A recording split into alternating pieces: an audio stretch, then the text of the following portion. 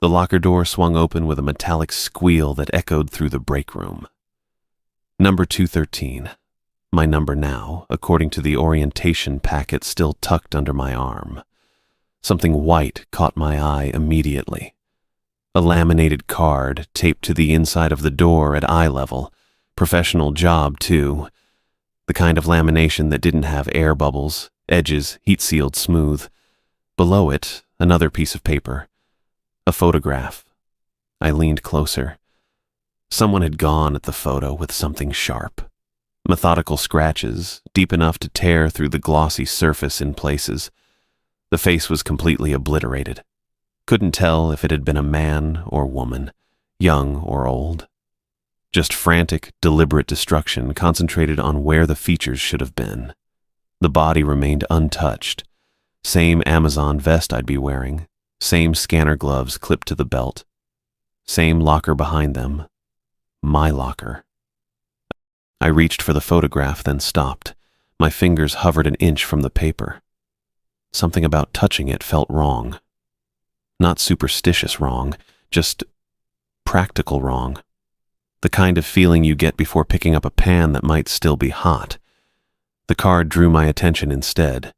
Bold text at the top. Section 7G Protocols. 7 numbered rules beneath, printed in that sans serif font corporations love. Clean, official, permanent. Alvin Stark? I jerked back from the locker, hit my shoulder on the metal frame. The woman standing behind me didn't react to my stumble. Didn't blink. She held a tablet against her chest with both hands, fingers laced over it in a way that seemed rehearsed. Her supervisor badge caught the fluorescent light. Edith McLaughlin, Specialty Returns. That's me, I said. You're assigned to Section 7G tonight. Her voice had no texture to it, flat as a recorded message. Specialty Returns Processing. I glanced back at the card in my locker, then at her. Yeah? Close your locker. I did.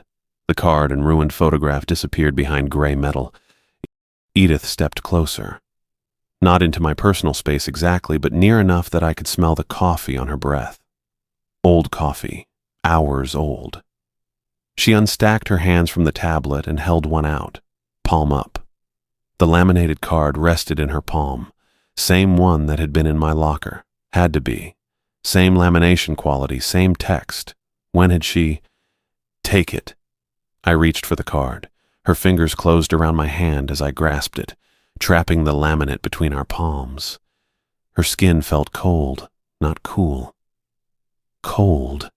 The kind of cold that comes from standing in a freezer, not from poor circulation. The previous worker ignored Rule 3, Edith said.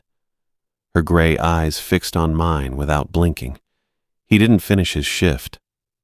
What happened to Rule 3? She released my hand. Don't ignore it. She turned and walked toward the warehouse floor entrance. Her footsteps made precise clicks against the concrete, evenly spaced, mechanical. I looked down at the card. Section 7G Protocols, it said. Mandatory compliance for all assigned personnel. The rules sat there in neat rows, waiting. I read them standing next to my locker. Read them twice, actually. The first time didn't quite process. Rule 1. Never scan items that feel heavier than they appear. Place immediately in yellow bin without processing. Rule 2. Packages that vibrate must be placed in red bin immediately. Do not investigate source of vibration. Rule 3. When conveyor belt reverses direction spontaneously, stand completely motionless until normal operation resumes. Do not look directly at any items moving backward. Rule 4. The emergency exit will emit sounds. Voices, alarms, knocking. Never open this door regardless of what you hear. Rule 5. You may hear voices of people you know. These voices are not real. Ignore all recognized voices. Rule 6. Report all anomalies to management before shift end. Failure to report will result in reassignment. Rule 7. If you see a package bearing your own image, do not retrieve it from the conveyor belt. Alert management immediately and exit the section. I flipped the card over. Nothing on the back except the Amazon logo and a date stamped in the corner. 3 weeks ago. 3 weeks since they'd printed this thing. 3 weeks since someone had decided these rules needed to exist in official, laminated form. The photograph flashed in my mind. Scratched out face. Same vest. Same locker. I shook my head, forced myself to think it through logically. This was hazing. Had to be. The kind of elaborate prank warehouses pulled on new guys to see if they'd spook. I'd heard about it from Philip back in college. His cousin worked at a meat processing plant where they convinced new employees the walk-in freezer was haunted. Kept the bit going for weeks with strategically placed ice blocks and fishing line. This was the same thing. Corporate version. Section 7G probably handled actual specialty returns, damaged goods, wrong items, customer complaints. Someone in management had a sense of humor and wanted to see if the new guy would freak out over spooky rules. The scratched photograph was a nice touch, committed to the bit.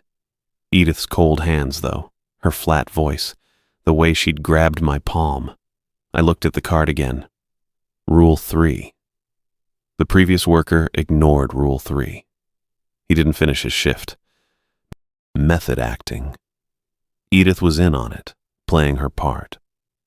Probably watching on security cameras right now with the other supervisors, waiting to see if I'd ask to switch sections or demand an explanation. I slid the card into my vest pocket and headed for the warehouse floor. Not giving them the satisfaction. The main warehouse stretched out in rows of metal shelving that reached toward the ceiling. Familiar territory. I'd done the tour during orientation. Thousands of products in yellow bins, scanner guns beeping steadily, the constant hum of conveyor belts moving packages toward shipping. Section 7G sat in the back corner, separate from the main floor. A metal door marked the entrance. No window. Just a placard with 7G stenciled in black and a card reader mounted on the wall beside it. I scanned my badge. The lock clicked. I pulled the door open. The space beyond was smaller than I'd expected. Maybe 30 feet by 30 feet. A single conveyor belt ran through the center, emerging from a rubber-curtained opening in one wall and disappearing through another. 3 bins sat along the side, yellow, red, and gray. A scanner gun hung from a charging station. 1 folding chair, 1 metal desk with nothing on it. Fluorescent lights overhead. Concrete floor. Cinder block walls painted that specific shade of beige that only exists in industrial buildings. A door marked emergency exit stood in the far wall. Red, metal, the kind with a push bar. I walked to the scanner gun and pulled it from the charger. The screen flickered on. Section 7G. Stark, A. Shift start. Confirm? I hit confirm. The conveyor belt lurched into motion with a mechanical groan. Smooth movement, steady pace, normal. I pulled the laminated card from my pocket and set it on the metal desk. Let it sit there where I could see it, a reminder of the joke. The rules stared up at me, official and absurd. Never scan items that feel heavier than they appear. Vibrating packages in the red bin. Stand motionless when the belt reverses. I laughed. Couldn't help it. The sound came out sharp in the small space, bounced off the cinder block. This was hazing. Elaborate, committed, corporate hazing. The first package emerged from the rubber curtain. Standard cardboard box, maybe 8 inches square. Shipping label facing up. I lifted the scanner gun and waited for it to reach me. My shift had started. The first 2 hours passed in mechanical routine. Box after box rolled down that belt, standard returns with torn corners and stained cardboard, items shipped to wrong addresses or refused at delivery. I scanned them, sorted them into the yellow bin for restock processing, and settled into the rhythm of warehouse work I'd known for years. My shoulders loosened. My breathing evened out. The protocol card sat on that metal desk, gathering dust from the ventilation system, and I thought less about it with each passing package. Then the 3rd hour started. The box emerged from the rubber curtain looking innocent enough. 8 inches square, maybe less. Clean brown cardboard with a shipping label that identified the contents as a children's toy. Some stuffed animal called a rainbow panda, the kind of thing that sold for $15 and got returned because the kid already had 3 of them. I reached for it the way I'd reached for the previous 100 packages. My fingers closed around the cardboard and my knees buckled. The thing weighed 40 pounds, maybe more, dense and compact. The weight concentrated in the center, pulling my hand down before I could adjust my grip. I caught it against my chest, stumbled back 2 steps, felt the scanner gun swing on its cord and knock against my hip. The weight wasn't the worst part. Through those scanner gloves, thin synthetic material designed to let you feel barcodes and package seams, I felt a pulse, regular and steady, a rhythmic pressure that pushed outward against my palms in a pattern I recognized because I felt the same thing in my own chest every second of every day. A heartbeat. I held that box away from my body, extended my arms despite the strain in my shoulders. The pulse continued, unmistakable now, throbbing against my gloves in a tempo that didn't match my own racing heart. The protocol card flashed through my memory. Rule 1, printed in those stark black letters. Never scan items that feel heavier than they appear or emit unusual vibrations. I set the box down on the concrete floor, stepped back, looked at the shipping label again. Rainbow Panda, 1 pound estimated weight. Shipped from a warehouse in Kentucky. My hands shook when I picked it back up. 40 pounds of impossible weight, that heartbeat pulsing steady and slow. I carried it to the red bin in the corner and placed it inside, feeling the relief in my forearms when I let go. The bin was empty, had been empty all shift. Now it held 1 package that shouldn't exist according to every law of physics I understood. I returned to my position by the belt. The conveyor kept moving, packages emerging in steady succession, and for the next 40 minutes I processed normal returns.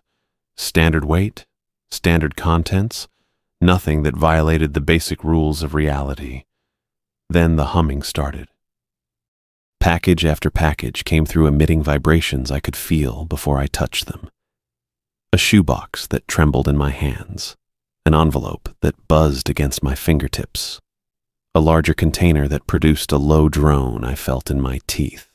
Each one weighed wrong, too heavy, too light, densities that shifted when I adjusted my grip. I followed Rule 1, didn't scan a single one, carried them to the red bin and set them inside, watching the pile grow. 17 packages total.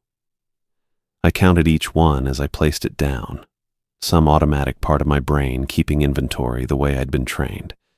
17 items that hummed and vibrated and weighed impossible amounts, stacked in that red bin, creating a sound that made my skull ache. They weren't humming in harmony. Each package produced its own frequency, its own distinct pitch, and together they formed a discord that felt deliberate, calculated.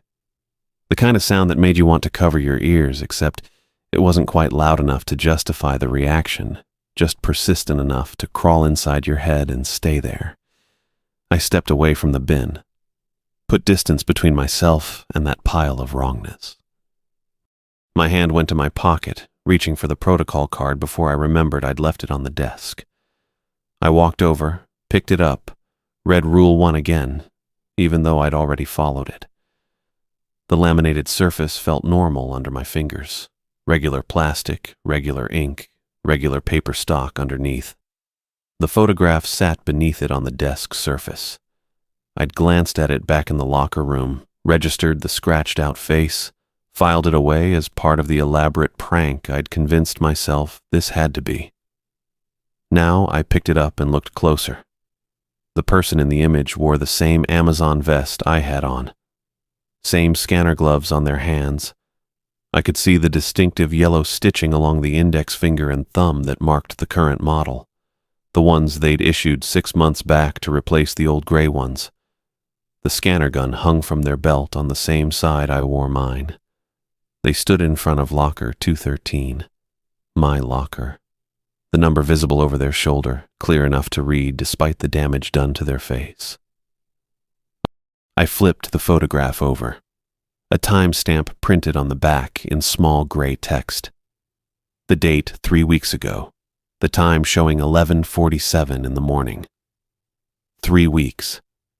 The temperature dropped in my chest, started somewhere behind my sternum and spread outward through my ribs, into my shoulders, down my arms.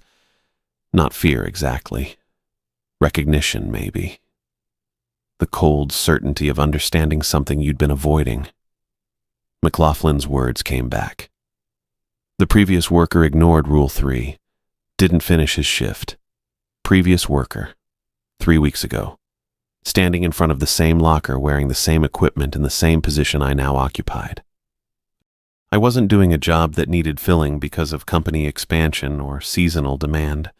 I was replacing someone, literally standing in the exact spot they'd stood, wearing the same gear, processing the same impossible packages that hummed in a bin 10 feet away. The photograph trembled in my hand. I set it down on the desk, face up, that scratched-out face staring at nothing. The knocking started, rhythmic, steady. 3 strikes, pause, 3 strikes, pause. Coming from the emergency exit door in the far wall. I counted the intervals without meaning to. The pause between each set of 3 knocks lasted exactly the length of time between my heartbeats.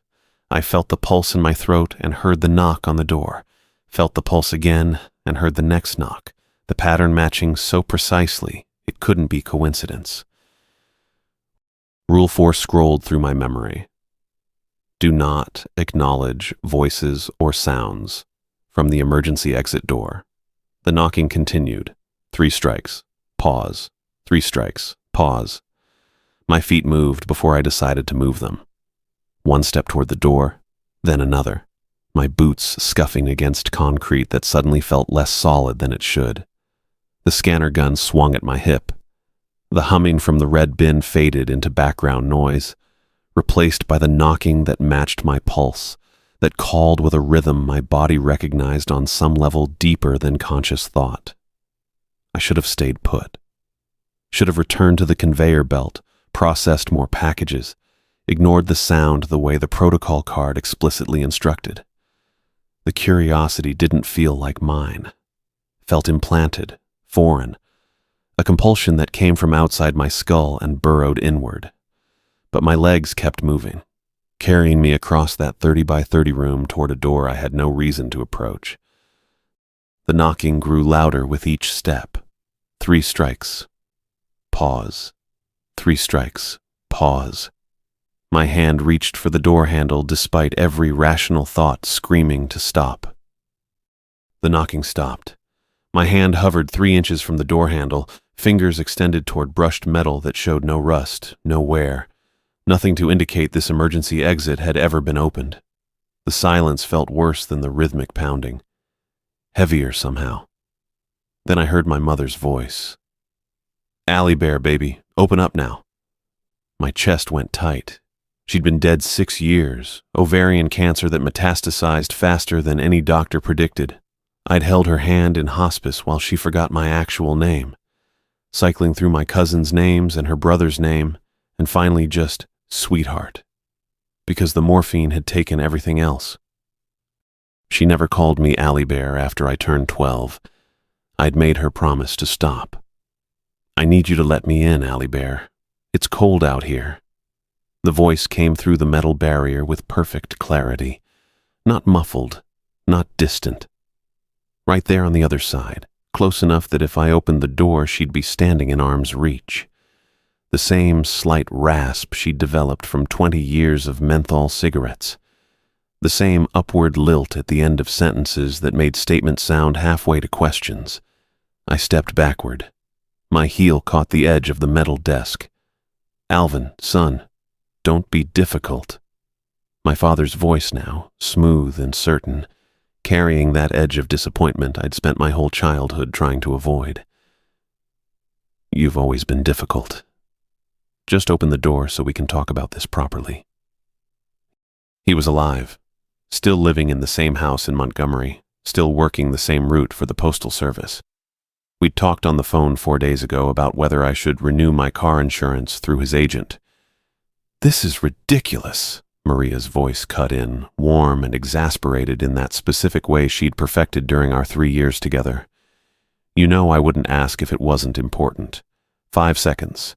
Open the door for 5 seconds, and I'll explain everything." My hands started shaking.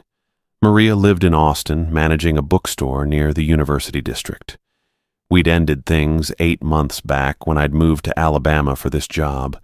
Mutual decision, no drama. The kind of breakup where you both acknowledge the timing's wrong, but neither person's actually wrong. "Dude, seriously, what are you doing in there?" Philip's voice joined the chorus, his California casual bleeding through even in whatever this was. "We've been waiting out here for 20 minutes. McLaughlin said you'd let us in. You're making this weird." 4 voices now, overlapping, talking over each other in a desperate tangle of familiar inflections and speech patterns and personal histories that only I would know. "Allie Bear, please. Son, I'm losing my patience. Just 5 seconds. That's all I need. Making this super weird, man." I pressed my palms against my ears hard enough that my skull ached. The voices didn't diminish. They came through my hands, through the bone, settling directly into my auditory nerve, or my memory, or whatever part of my brain processed sound.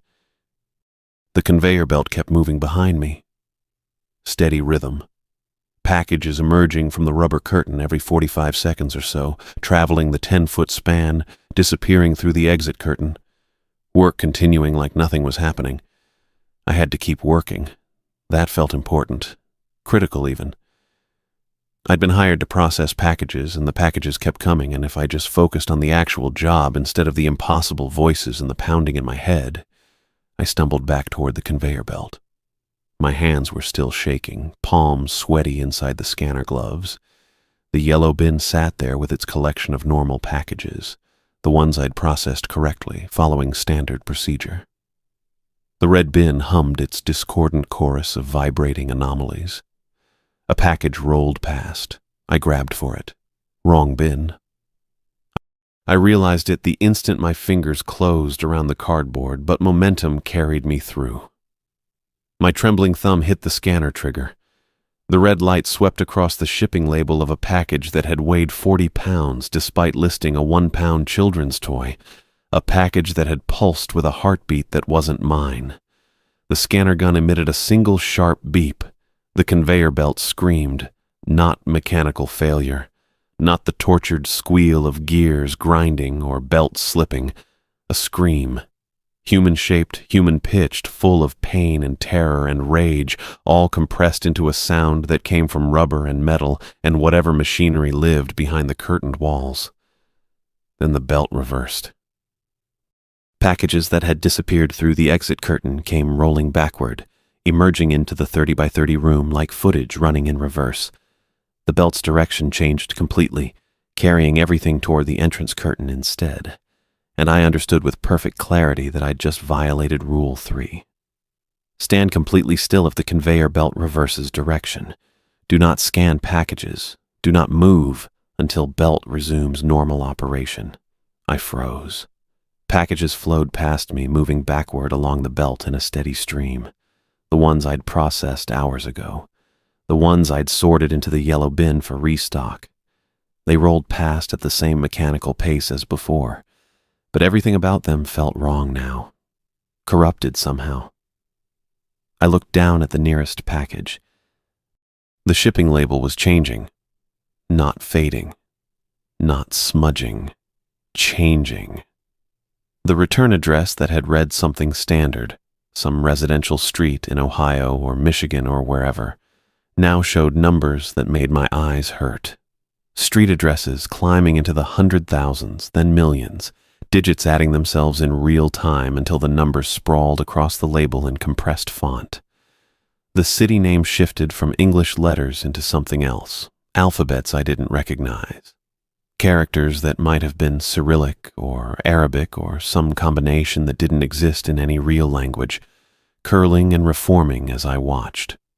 The zip code formed patterns, repeating sequences, numerical progressions that my brain tried to solve automatically, tried to find the logic in, but the logic led somewhere my conscious mind refused to follow. I could feel the pattern there, just at the edge of comprehension and understanding it would mean something permanent, something I couldn't undo. I looked away from that package. Another rolled past. Its label showed a return address on a street called, in a city my eyes couldn't focus on, with a zip code that counted backward from infinity. Another package. This one's destination address listed my name, Alvin Stark. But the street address was the warehouse's address, and the city was spelled in symbols that hurt to perceive, and the state abbreviation was 2 letters that didn't exist in the English alphabet. The voices at the emergency exit door had gone quiet. The belt kept reversing. Packages kept flowing backward, their labels rewriting themselves into impossible destinations, and I stood frozen in the center of the 30 by 30 room while my hands trembled and my mind tried desperately to stop processing what my eyes were showing it. The protocol card sat on the metal desk where I'd left it. Rule 3 printed in clear block letters. I hadn't stood still. I'd scanned a package, and now everything was running backward into places that shouldn't exist. The rubber curtain at the sorting area entrance rippled. Something pushed through wearing an Amazon vest. I saw the vest first. Standard issue, same fluorescent yellow-green as mine, same reflective strips catching the overhead fluorescence. Then I saw how it moved, shoulders jerking forward one at a time in mechanical sequence. Left, right, arms swinging at wrong angles, elbows bending slightly backward at the bottom of each arc, legs lifting too high with each step, knees rising toward chest level before stomping down flat-footed against concrete. Someone learning to walk for the first time. Someone remembering how limbs were supposed to function, but getting the details wrong. It cleared the curtain completely, and I saw its face, not a face. The absence of one. Smooth skin stretched tight over skull contours, beige tan like foundation makeup applied over nothing. The surface pulled taut from temple to temple, chin to hairline, creating perfect tension without features underneath. No eye sockets, no nose ridge, no lip definition. Just skin forming a mask over void, and I knew, somewhere in my gut where recognition lives before rational thought catches up, I knew that underneath the stretched surface there was nothing at all. The photograph on my desk, the scratched-out face in the image, this thing wore that absence made flesh. My lungs forgot how to pull air. The scanner gun in my right hand felt like it weighed 60 pounds, arm muscles trembling to keep it raised. Behind me the conveyor belt continued its backward rhythm, packages sliding past with their impossible addresses, but I couldn't look away from the figure jerking toward me across the 30 by 30 room. It wore scanner gloves, same model as mine. The left glove had a small tear near the thumb joint. My predecessor, the person who stood in front of locker 213 3 weeks ago while someone took their photograph. The worker who ignored Rule 3 and didn't finish their shift. This is what happened when you broke protocol. The thought arrived complete, certain, carrying knowledge I didn't want. This facility didn't fire people for violations, didn't write them up or send them home. It transformed them into something else, something that could wear human skin and Amazon uniforms while moving through space with the mechanical approximation of life. My knees wanted to buckle. I locked them, feeling my kneecaps grind against ligaments. The faceless thing stopped 7 feet away, head tilting sideways at an angle no living neck should permit, 45 degrees past normal range. Its right arm rose in stuttering increments, elbow, shoulder, wrist, until it pointed toward the emergency exit door behind me. The knocking started again. 3 strikes, pause, 3 strikes, pause. Louder than before, aggressive. The metal door rattling in its frame with each impact, and I realized the rhythm had changed, no longer matching my heartbeat. Faster now, more insistent, carrying urgency that made my teeth ache. The voices erupted simultaneously. Mom calling Allie Bear, please. Dad saying, listen to me, son. Maria's warm exasperation. Philip's casual California drawl. All of them speaking over each other, words tangling into incomprehensible noise except for fragments that cut through, don't let it. Get out. Behind you. Run. Warning me. The understanding hit like cold water in my lungs. They weren't trying to lure me outside, weren't attempting to trick me into opening the door and stepping through into whatever waited beyond. They were trying to warn me about what was already in here, what had emerged from the sorting area wearing my predecessor's work vest. Rule 4 said, ignore all sounds from the emergency exit door. Don't acknowledge voices, regardless of familiarity. The rule existed to keep me focused on the real threat. The thing standing inside the room with jerking movements and stretched skin over nothing. My hands started shaking hard enough to make the scanner gun rattle. I wanted to drop it. Wanted to run for the metal door with the card reader. Wanted to be anywhere except this 30 by 30 space with packages sliding backward and a faceless creature pointing at the exit while voices screamed warnings I'd been instructed to ignore. Something scraped against the conveyor belt. Different sound from the steady rhythm of packages rolling past. Heavier. Deliberate. I looked down. A box slid toward me against the backward flow, moving upstream while everything else traveled away. 8-inch square. Standard cardboard. Shipping label facing up. My eyes caught the destination address first. Alvin Stark. My full name in printed text. Below it, my apartment address on Morrison Street. Apartment 3B, the city spelled correctly, Alabama abbreviated properly, zip code accurate down to the final digit. Return address showed the warehouse facility. This building. Section 7G listed specifically. My hands went numb. The scanner gun nearly slipped from my grip. I adjusted my fingers, felt the textured rubber through my gloves, forced myself to keep reading. Contents, replacement. Single word. No additional description. No item number or product category. Just that one terrible designation explaining exactly what the package contained, what it was meant to do. Rule 7. The final protocol on the laminated card.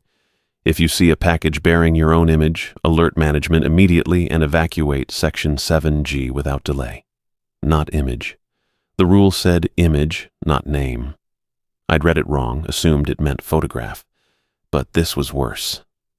This was me. My information, my address, my existence reduced to shipping data on a box moving against the flow of reversed machinery. The package slid closer, 3 feet away. 2.5. I looked at the faceless creature. It had lowered its pointing arm and now stood motionless except for its head, which continued tilting further sideways. 60 degrees, 70, skin stretching tighter across the absence underneath until I thought it might tear. Behind the emergency exit, the knocking intensified to continuous pounding. The voices reached fever pitch, individual words lost in overlapping desperation. The package touched my shoe, bumped against the reinforced toe with gentle pressure. The creature's legs bent, knees rising, torso lowering into a crouch that looked wrong, joints articulating at angles that suggested the bones inside had been removed or rearranged. Its arms spread wide, fingers extending, the torn glove on its left hand revealing smooth skin beneath that matched the featureless face. It lunged. No wind-up, no preparatory tension. One moment crouched 7 feet away, the next moment airborne and closing the distance with inhuman speed that defied every law of physics I understood. Arms outstretched, fingers reaching. Faceless void aimed directly at my chest. I saw the tear in its left glove growing larger as its hand stretched toward my throat. I grabbed the nearest package from the red bin. Didn't think about it. Didn't plan it. My hand just moved while that thing was airborne, closing the distance between us with its arms spread wide and fingers reaching. The box I grabbed was the first one I'd put in there. The rainbow panda toy that should have weighed 1 pound, but crushed my knees with 40 pounds of wrong density. The one with the heartbeat. The pulse beat against my palm through the scanner glove as I pivoted and threw it hard as I could. The package hit the creature center mass just as its fingers were about to reach my throat. Contact made a sound I can't describe properly. Not a thud, not a crack. Something wet and hollow at the same time, like puncturing a drum made of skin. The box exploded. Not tore open, exploded. Cardboard shredded outward in strips that hung suspended in the air for half a second, and something came out of the center. Something that didn't have a shape I could focus on. Dark and writhing and moving in too many directions simultaneously. It shrieked. The sound came in frequencies that shouldn't exist. Started somewhere below my hearing range. Felt it in my chest cavity and stomach lining. Then climbed up through octaves that made my teeth ache and sinuses burn. Kept climbing higher until it hit a pitch that went straight through my skull. The overhead fluorescent lights exploded in sequence. Pop, pop, pop, pop, pop, moving from the conveyor belt side toward the emergency exit. Glass rained down in chunks and powder. The tubes inside the fixtures shattered completely, releasing that mercury vapor smell that catches in your throat. Darkness dropped over everything except where the thing from the package moved. It gave off light somehow. Wrong light. The kind that made the shadows deeper instead of pushing them back. The faceless creature stumbled backward, its legs bent wrong again, knees going directions knees shouldn't go, and it caught itself against the conveyor belt with one hand. The belt was still running in reverse, packages flowing upstream, and when the creature's palm pressed against the moving rubber, smoke rose from the contact point. Could smell burning flesh. The creature didn't make a sound. The emergency exit door stopped pounding. The voices cut off mid-word. Everything went quiet except for the shrieking thing and the conveyor belt's mechanical grinding. I ran. Not toward the metal door I'd come in through. Not toward the emergency exit where the voices had been. Toward the rubber curtain the creature had pushed through, back toward the main warehouse floor, where McLaughlin's office sat near the supervisor station. My boots hit the concrete floor in rhythm, left, right, and I focused on that sound instead of the shrieking behind me. The thing from the package was doing something back there. Could hear the creature making wet impact sounds against the walls and floor. Didn't look back. Kept my eyes on the rubber curtain ahead, getting closer with each stride. Burst through the curtain into the main warehouse space. The fluorescent lights out here still worked. Regular white-blue illumination over rows of conveyor belts and sorting stations and workers in yellow vests moving through their shifts, like nothing unusual was happening 30 feet away. Nobody looked up. Nobody acknowledged me running full sprint down the center aisle toward the supervisor station. McLaughlin had said something when she'd assigned me to Section 7G. When I'd asked what happened to the previous worker, she'd said he ignored Rule 3 and didn't finish his shift. Said it flat. Matter of fact. Then she'd walked away toward the warehouse floor. Rule 3. Don't scan packages while the belt runs in reverse. Stand completely still. I'd scanned a package. The belt had reversed because of it. Then I'd moved. Violated the rule twice in sequence. McLaughlin would know what to do. She'd assigned me there. She'd given me the protocol card. She'd warned me specifically about Rule 3 before I'd even started. The supervisor station came up fast. Small office with windows on 3 sides, elevated 5 feet off the warehouse floor with metal stairs leading up. Could see McLaughlin through the glass, sitting at her desk with her hands folded on the surface in front of her. She was looking directly at the door. I hit the stairs and took them 3 at a time, grabbed the door handle and shoved it open hard enough that it banged against the interior wall. McLaughlin didn't flinch. She sat in her chair behind the metal desk, hands still folded, gray eyes fixed on me without blinking. Her graying black hair was pulled back in the same tight bun. Her olive skin had that sallow undertone that made her look slightly sick under the fluorescent lights. On the desk in front of her sat a laminated card. New one. Not the protocol card I'd left in Section 7G. This one was blank side up. "Close the door," she said. Flat monotone. No inflection. I pushed the door shut behind me. My chest was heaving, could feel sweat running down my spine under my vest and shirt.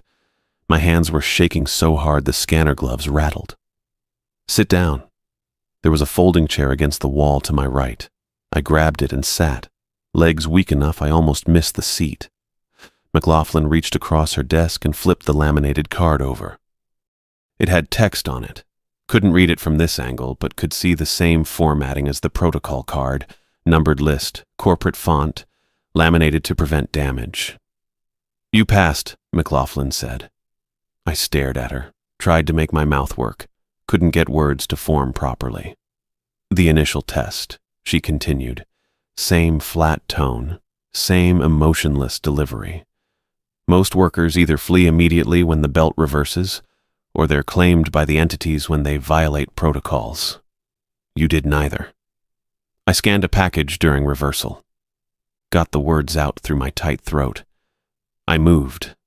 I violated Rule 3. "Yes. The thing came through the curtain, no face, wearing a vest and gloves. Your predecessor." I threw a package at it. "Adaptive response under pressure." McLaughlin tilted her head slightly. Minimal movement. "Resourceful use of available materials, acceptable problem solving." My brain wasn't processing this right. The thing was still back there in Section 7G, the creature that used to be a person, the shrieking entity I'd released from the package. All of it was happening right now, 30 feet away through a rubber curtain, and McLaughlin was sitting here talking about acceptable problem solving. "Section 7G doesn't process standard returns," McLaughlin said. Picked up the laminated card and held it between her thumb and forefinger. "It processes rejections from somewhere else entirely, a place that occasionally sends replacements for workers who break established protocols." Replacements. For personnel who violate the rules. They're rejected from their original positions and sent back through our facility. She placed the card down on the desk again, aligned perfectly with the edge. "Your predecessor scanned 17 packages during belt reversal. When the entities claimed him, he was rejected and returned. What you saw was the processed result. The package with my name on it, my full address, return address listed as Section 7G, contents, replacement." "That was supposed to be me," I said. "If you'd failed the test, yes. The process would have claimed you, rejected you, and returned you as a replacement for the next worker assigned to Section 7G. McLaughlin's gray eyes stayed fixed on my face, unblinking. The cycle continues until someone passes the initial evaluation. What happens now? Now you receive your actual assignment. She slid the laminated card across the desk toward me. The protocols you followed were basic screening criteria. Your real work begins tomorrow at the start of your next shift. I looked at the card but didn't pick it up, could see text printed on it. More rules, more protocols, longer list than the first card. "What's in Section 7G?" I asked. "What am I actually processing?" "Items that don't belong in this version of the warehouse," McLaughlin said. "Returns from facilities that exist in adjacent operational spaces. Rejections from processing centers that handle different categories of inventory." She stood up from her chair in one smooth, mechanical movement. "Your job is to sort them appropriately and ensure they're routed to correct destinations. The entities assist with quality control." Quality control. They claim workers who demonstrate insufficient adherence to established protocols. This ensures only capable personnel continue working in specialized sections. She walked around her desk and stood 3 feet away from me. "You demonstrated capability. Therefore you continue." I picked up the laminated card. It was warm, like it had been sitting in sunlight, even though we were inside under fluorescent lights. The text listed 12 rules this time. Rule 7 still mentioned packages bearing my information. Rule 11 mentioned something about voices in the ventilation system. Rule 12 just said, if you finish your shift, report directly to this office before leaving the facility. The entities in Section 7G have been contained, McLaughlin said. You may return to your locker and conclude your shift for today. Tomorrow you'll begin actual processing work. She turned and walked back to her desk, sat down, and folded her hands in exactly the same position as when I'd entered. I stood up. My legs were steadier now. The shaking in my hands had mostly stopped. The laminated card was still warm in my palm when I walked out of her office and down the metal stairs to the warehouse floor.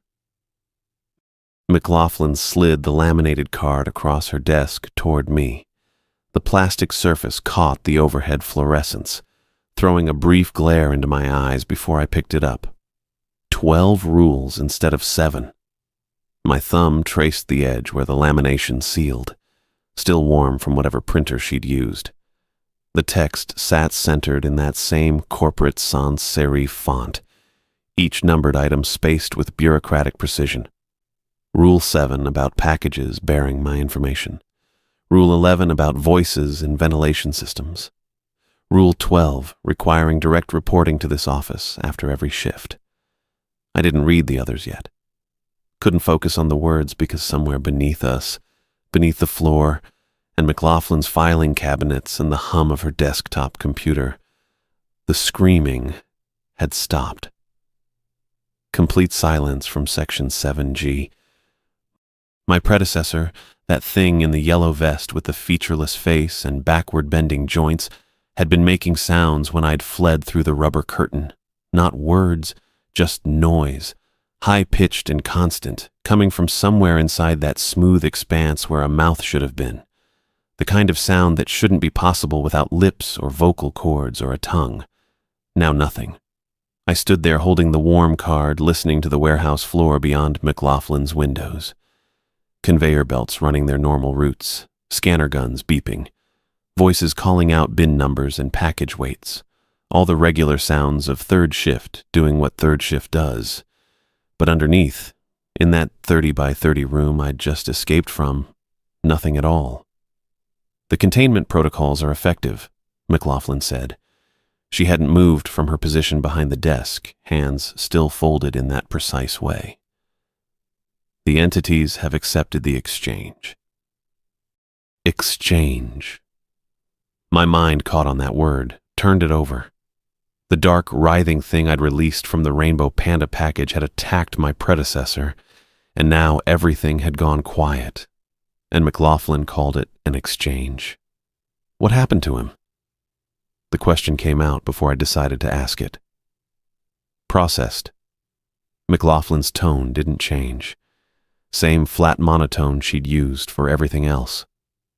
The entities provide quality control. Your predecessor violated protocols 17 times during belt reversal. The rejection was inevitable. 17 times.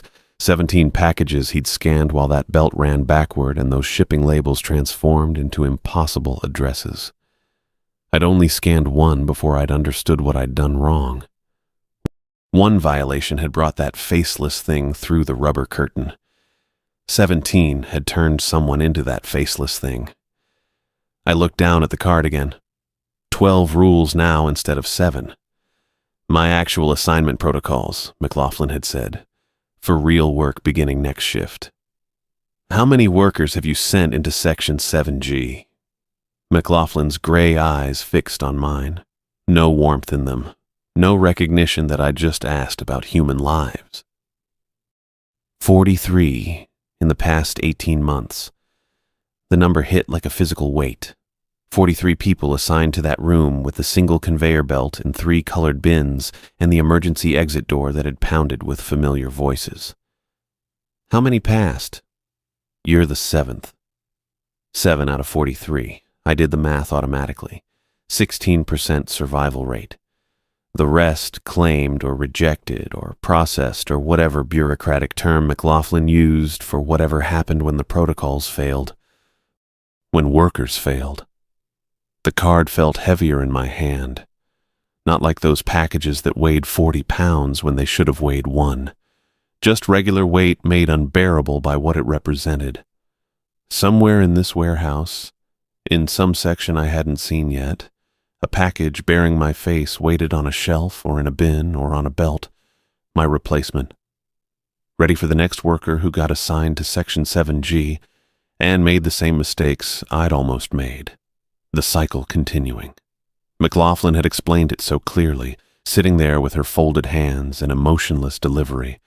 Entities sending replacements for workers who broke protocols. My predecessor scanned during belt reversal, got claimed, got rejected, came back as the thing in the yellow vest. That thing had tried to touch me, to grab me, to do whatever it would have done if I hadn't thrown that pulsing package. And when I'd failed, when I'd violated Rule 3 and should have been claimed, the entities had prepared my replacement too. Packaged and labeled and sent back, waiting. The conveyor belt sounds from the main warehouse floor had changed. I registered it distantly, beneath the closer noise of McLaughlin's computer fan and the fluorescent lights. The rhythm had shifted from that corrupted backward motion to the normal forward flow. Section 7G running standard operations again. The test complete. The entities satisfied. Everything returning to whatever passed for normal in that 30 by 30 room. I stood in McLaughlin's office with her laminated card warming in my palm and understood exactly what I'd gotten myself into. Not a hazing prank. Not some elaborate corporate joke designed to frighten new hires. Something real. Something that had claimed 36 people in 18 months and would claim more. Would keep claiming them as long as Amazon kept hiring workers and assigning them to Section 7G and handing them protocol cards with rules that seemed impossible until you violated them. The photograph in my locker flashed through my mind. Someone in an Amazon vest standing in front of locker 213 with their face scratched out by something sharp. The timestamp showing 3 weeks ago. My immediate predecessor, 42 before that. How many more after me? I looked at McLaughlin across her desk, searching for something human in her expression, some acknowledgement that she just sent me into a room designed to test whether I'd survive contact with entities that processed human beings like defective merchandise. Nothing. Just that same flat affect, those gray eyes, that mechanical precision in every gesture. Return to your locker to conclude your shift, she said. Next shift begins at the same time tomorrow. Report directly to Section 7G using the protocols on that card. Tomorrow, she expected me to come back, to walk through that metal door with the card reader and process packages that weighed wrong and pulsed with heartbeats and vibrated with sounds that caused skull pain. To follow 12 rules instead of 7. To become the 8th survivor out of what would eventually be 44 workers, 45, 50, however many it took before someone decided Section 7G wasn't worth the body count. I should have walked out, should have left that laminated card on her desk and headed straight for the parking lot in my car and anywhere else. Should have called whatever regulatory agency handled supernatural quality control in warehouses and reported the whole thing. But I didn't.